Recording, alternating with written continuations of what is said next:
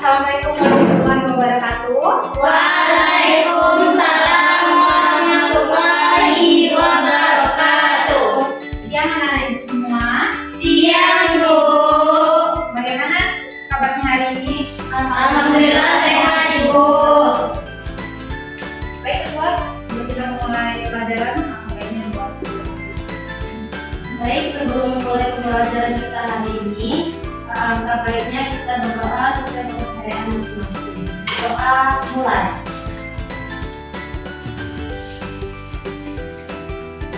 Berdoa selesai.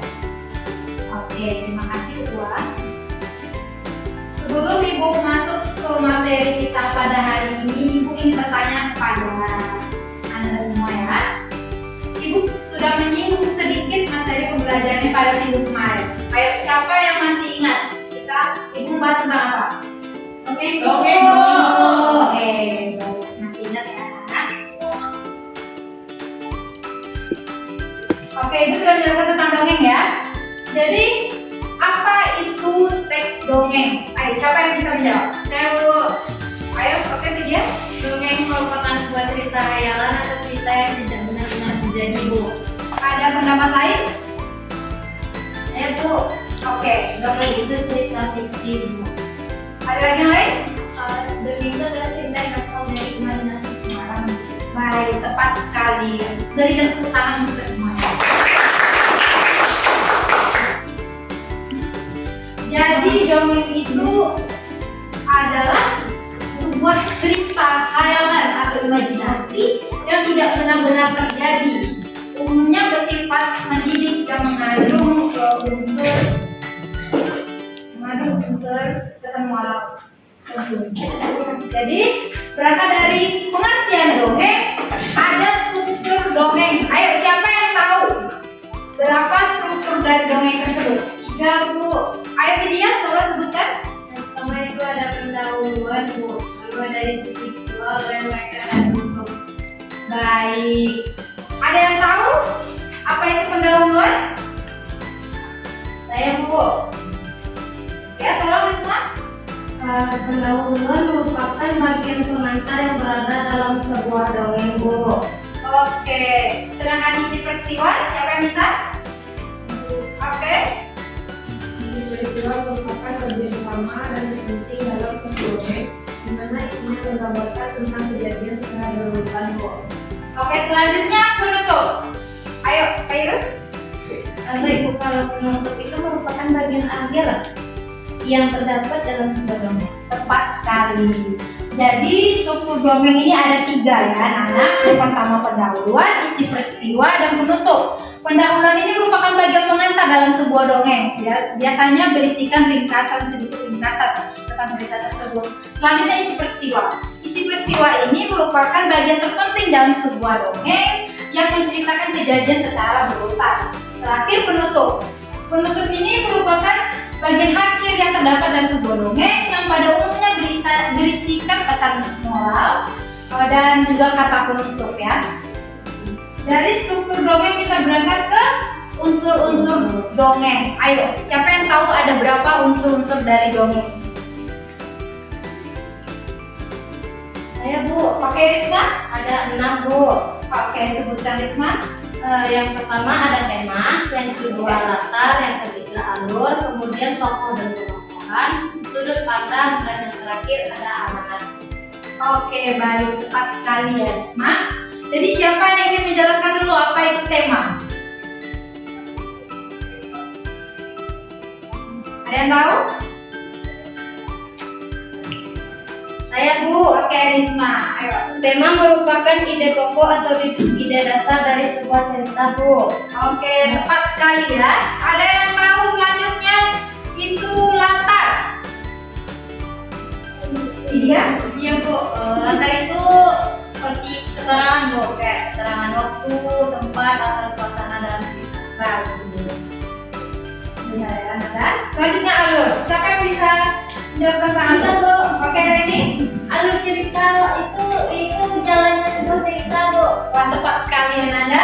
Selanjutnya tokoh. Ayo, siapa yang bisa menjelaskan tentang tokoh? Oke, Reni. Ini mah, sorry. Salah.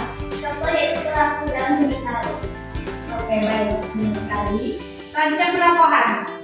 Siapa yang tahu tentang penokohan? Oh, Oke, Dia. penokohan itu lebih ke watak atau sifat dari tokoh yang Selanjutnya sudut pandang. Oke, sudut pandang itu pilihan atau strategi yang digunakan sekarang dalam menyampaikan cerita. benar. Terima kasih yang Anda beri tangan untuk menjawab.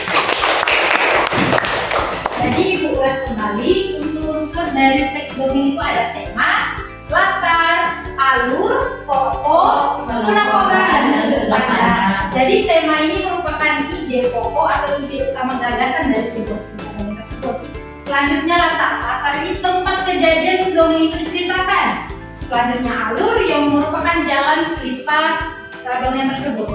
Selanjutnya tokoh. Tokoh ini pelaku-pelaku yang terdapat dalam dongeng yang diceritakan. Selanjutnya penokohan merupakan karakteristik dari setiap pelaku yang memainkan peran di dalam dongeng tersebut. Sedangkan sudut pandang merupakan cara pandang pengarang menceritakan bagaimana menceritakan cerita tersebut. Baik anak-anak, selanjutnya ada yang terakhir Ibu lupa, yaitu amanat. Amanat ini merupakan pesan yang ingin disampaikan atau pesan moral yang berada dalam teks dongeng dalam dongeng tersebut. Baik, Bu, siapa yang di sini ingin nonton dongeng? Saya. Tapi sebelum Ibu ingin menampilkan videonya, apakah Anda semua sudah paham? Sudah paham? Sudah. Oke.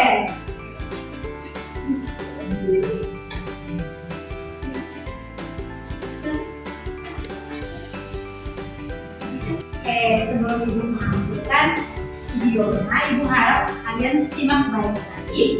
Siapkan kertas 1 lembar.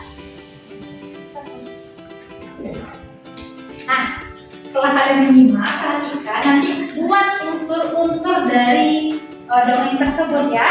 Ya, Bu. Sudah paham? Paham, Bu. Paham, Bu. Oke.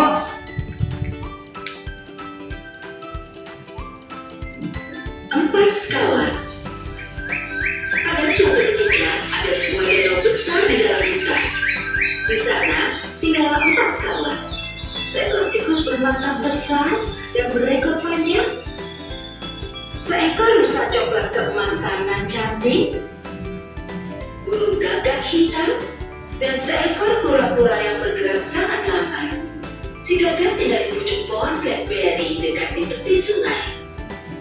Si tikus tinggal di liang bawah tanah yang aman, si kura-kura tinggal dengan senang di danau, dan si rusa menikmati tinggal di padang rumput hijau dan lembab.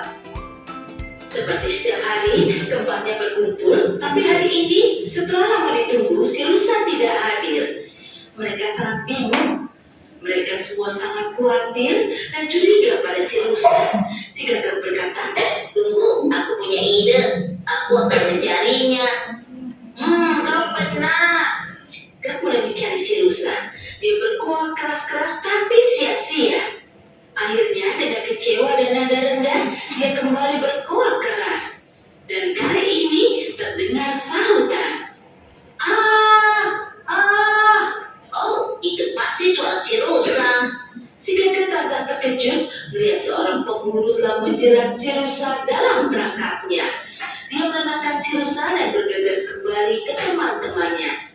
Tanpa menunda lagi, si kura-kura berkata pada si tikus, "Tikus, duduklah di punggung si gagak dan sobeklah jala itu dengan gigimu yang runcing." Segera saja si gagak dan si tikus berangkat untuk menyelamatkan teman mereka.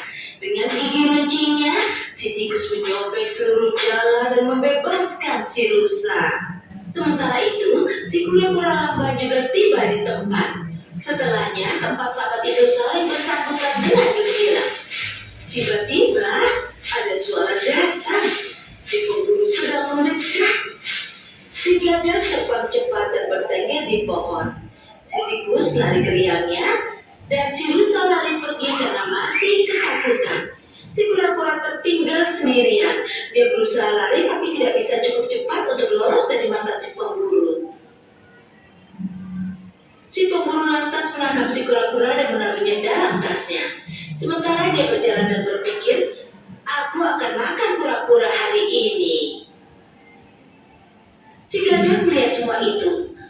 Dia melihat segala yang terjadi itu sambil bertengger di pohon. Dia bicara pada teman-temannya. Astaga, apa yang harus kita lakukan?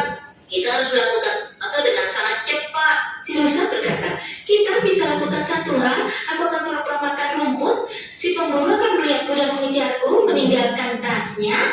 Lalu tugas selanjutnya adalah untuk si tikus. Si rusa lantas berdiri di jalanan yang dilalui si pemburu dan mulai makan rumput. Melihat si rusa, si pemburu mengejar si rusa dengan busur dan panahnya dan meninggalkan tasnya di tempat. Kali ini si tikus harus berjuang keras, tapi dia menangkap tas itu dengan giginya yang kuat. Ketiganya lantas lari menuju danau dan si pemburu yang kecewa berpikir, setidaknya aku masih punya kura-kuranya, jadi aku bisa makan itu. Ya sudahlah, tidak apa-apa. Dia menghampiri tasnya dan terkejut karena tasnya itu kosong. Pemburu yang malang, dia pergi dengan tangan kosong. Setelah itu, keempat hewan itu hidup bahagia di dekat danau. Tikus bersih. Oke, Kak. Oke. Sudah selesai? Selesai dong. Selesai masalah.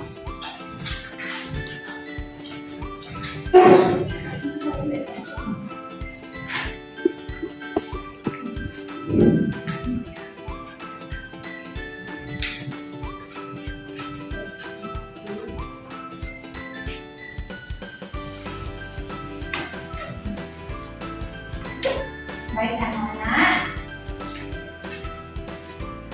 berhubung jam ibu mau habis, ibu mau meninjau kembali pelajaran kita hari ini.